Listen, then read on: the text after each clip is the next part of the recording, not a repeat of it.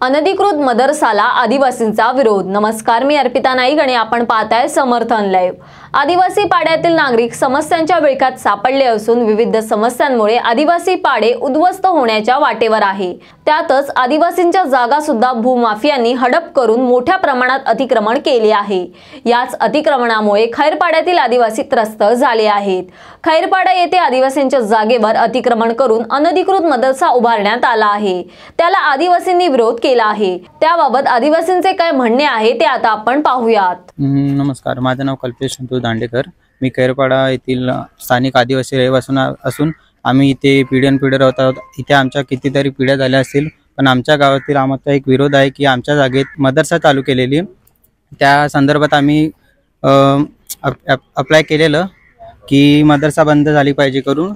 ते थोड्या कालासाठी बंद ठेवण्यात आली होती, पण आता ती परत चालू केली। तर आमच्या गावाल्यांचा सर्वांचा एवढाच विरोध आहे की ती मदरसा पूर्णपणे बंद झाली पाहिजे। आम्ही ते समोरच्या माणसांना म्हणजे ती राहण्यासाठी गाला बांधण्यासाठी दिलेली जागा, तर त्यांनी तिथे मदरसा बांधली, त्याचा आम्हाला विरोध आहे। आम्हाला कुठल्याही जाती धर्माशी कोणाच्या भावनेशी आम्हाला कुठल्या देवाधर्माशी आम्हाला काहीच लेणं देणं नाही आहे। कोणा भावना दुकानाचा आम्हाला कुठलाच हेतू नाही, पण आमच्या जागेतील जी मदरसा आहे ती बंद व्हावी ही आमच्या पूर्ण गावकऱ्यांची मागणी आहे आणि ती जागा आम्हाला खाली करून द्यावी ही आमची प्रशासनाला दाद आहे।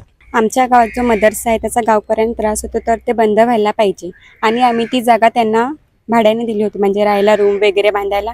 तर त्यांनी फसून तिथे मदरसा चालू केला आणि आता आम्हाला नको, आमच्या गावकऱ्यांना त्रास होतो, तर त्या मदरसेतून म्हणजे कुठे पण करा तुम्ही, पण आमच्या गावात नको, गावाच्या बाहेर करा, आम्हाला त्याचा काही विरोध नाही।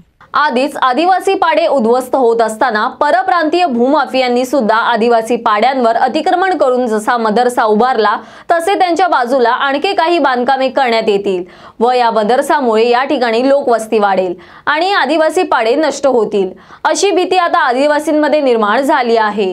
याबाबत तुमचे काय मत आहे हे आम्हाला कमेंट बॉक्सद्वारे नक्की कळवा आणि अशाच विविध विषयांवरील सविस्तर तपशील जाणून घेण्यासाठी समर्थन लॅबला सबस्क्राइब करा व बेल बटन दाबा। धन्यवाद।